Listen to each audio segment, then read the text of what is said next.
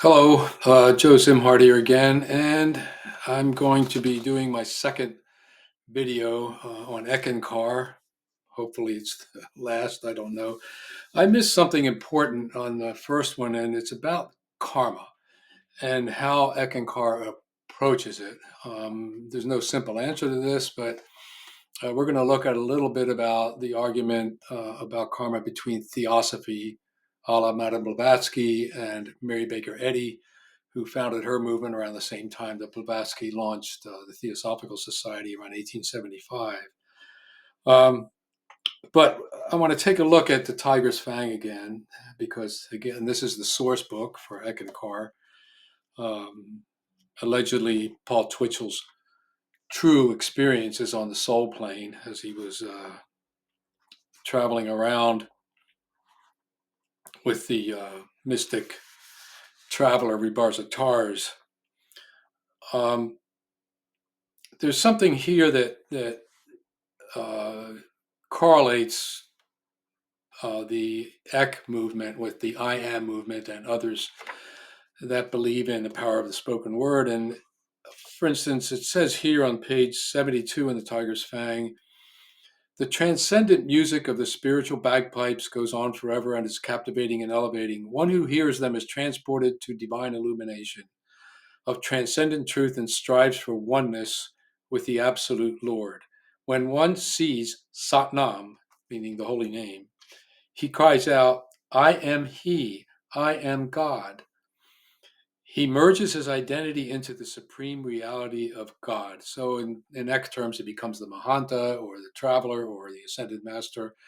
And in essence, like Jesus said, I and my Father are one. So a lot of this stuff borrows from early Christian terminology as well as Eastern terminology. For instance, the Radhaswami satsang, which influenced uh, Twitchell quite a bit through Kirpal Singh.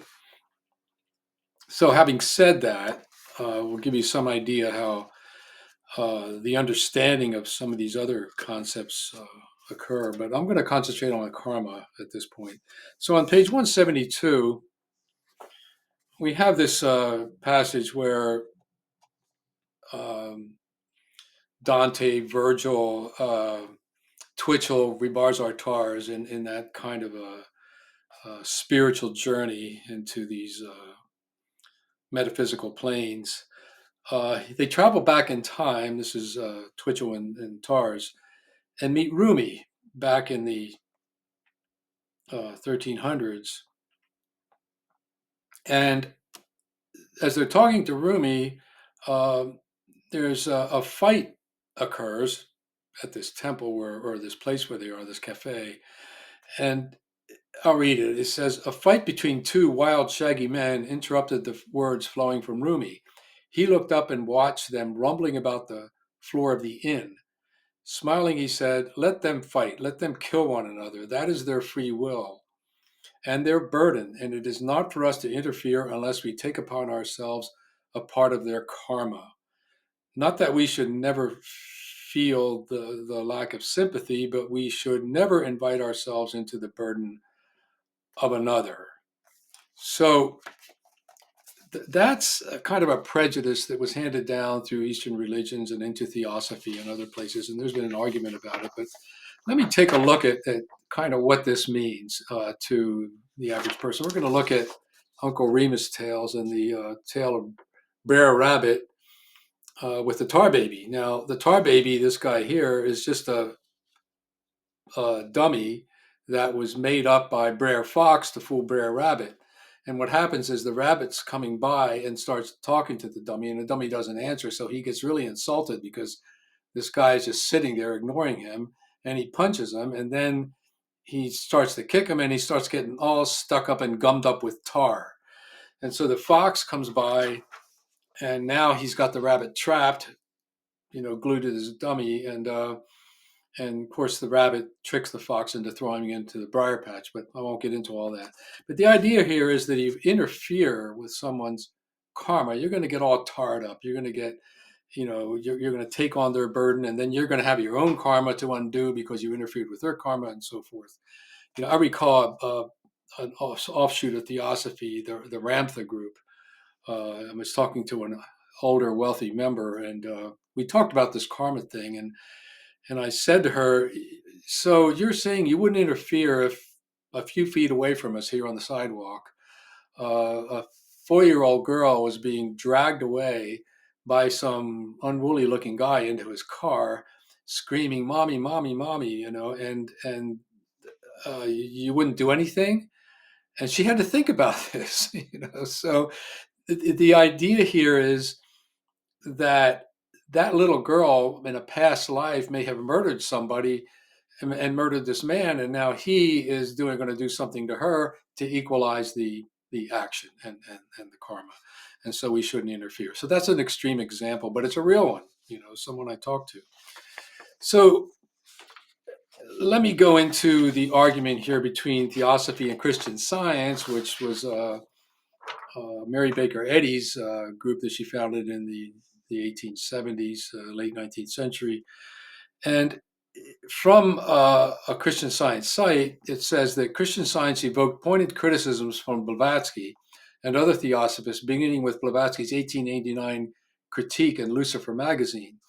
That article and others like it were later published in the booklet Some of the Errors of Christian Science. Two arguments show up repeatedly. First, that Christian Science healings, in other words, healings are mental healings in Christian Science. You just hold perfection in your mind for the person you're with, is the allegedly sick person, and that perfection will somehow affect the person to not believe in the illness, and the illness will disappear because illness isn't real, it's not part of God. I'm being simplistic here, but that's basically it. So Blavatsky was saying that this is ignorant application of the powers of the human mind. Blavatsky said in her message to the American Theosophical Convention in 1890, "Understand once and for all that there is nothing spiritual or divine in any of these manifestations," meaning Christian Science. "The cures affected by them are due simply to the unconscious exercise of occult power on the lower planes of nature." So she's really putting down Christian Science as being kind of a lower religion. Second, Theosophists held that healings brought about by Christian Science interfered with the natural workings of the law of karma, kind of like the Ramtha lady I talked to. They believed that diseases in one's personal life resulted from bad thoughts or actions in a past incarnation, and that such diseases should be allowed to run their course to fulfill the law of karma. If symptoms of a disease were removed by a Christian Science healing, Theosophists believe the essence of the disease still exists in an unexpected cause that was sure at some other time to come out again, whether in this life or another life. So at some point or other, you got to go through your karma, whether you get healed by a doctor today or not. This is where Christian Science falls apart. They don't believe that you can go to a doctor to get healed, because now you're doubting the power of God and you're creating more problems than you're solving by getting healed by a doctor. However, so what does Eckankar say about it? Well, I just read something from the Tiger's Fang, but Sri Howard Klemp, who in more recent decades, who was one of the second or third leaders of Eckankar, he talks about the law of karma here, and I'll link up the page. And he talks about just the coincidence. He talks about this woman and her husband who became ill of the same problem, congestive heart failure, after they went to visit the Mayan ruins at Tuluum and took many pictures and bathed in the turquoise waters nearby. And so on top of that, the wife, 4 months before the cruise, had been brought to that very hospital and saw the same doctor because she too had a heart problem. So uh, the woman who wrote this account to me is a student of Eckankar. She reports that it was an obvious spiritual lesson of sorts. Uh, so what it says here is that she asked the Mahanta, the inner master, for insight, the inner God. You are God. In Sant Ma, the Guru is God. The Guru is within, so therefore you are God. And also the Mahanta, the outer Guru, meaning the spiritual traveler, is also God, and you should listen to the outer God as well as the inner God, because it's all God. It gets a little confusing, but let me go on here. So Sri Howard Klemp says, after she asked the inner Mahanta for insight, then came a dream. It showed her a past life when she, her husband, even her father, and the doctor were Mayans. On the day of a great festival, crowds of people in bright colors and feathers filled the streets around the temples. The doctor was a high priest. He was at the top of the temple stairs performing human sacrifices. The Mahanta spared her the experience of reliving her family's and her own death. The dream was clear. The priest who did the human sacrifices in those days was now their doctor. His field of service today was to heal hearts, not to rip them out. So, this simplistic analogy or comparison of the Mayan religion at Tuluum with what they're experiencing today with their heart problems had to do with them with heart sacrifice being torn out. I'm not sure if they're confusing Aztecs with Mayan here, but let's move on. Uh, that's merely a technicality, I think, in the mind of an Eckist. So, yeah, so we have two arguments going on here, maybe three, regarding how to deal with karma and whether we should get, involve ourselves with healing anybody because we might be causing more problems than we're solving. So that's the idea behind this. So the uh, the origin of the word karma or the concept goes way back 2,500 years, and I'm going to refer to this book, which is pretty definitive in terms of exploring this in a scholarly way. So the Vedic Origins of Karma, Cosmos as Man in Ancient Indian Myth and Ritual by Herman Tull. And the only thing I want to point out here is that this idea of karma, as it came into Theosophy and the New Age and Eckankar and Rudolf Steiner's Anthroposophy, has been molded according to the concept of the leader or the founder of each of these groups, and it doesn't necessarily reflect what the origins of the word of karma meant.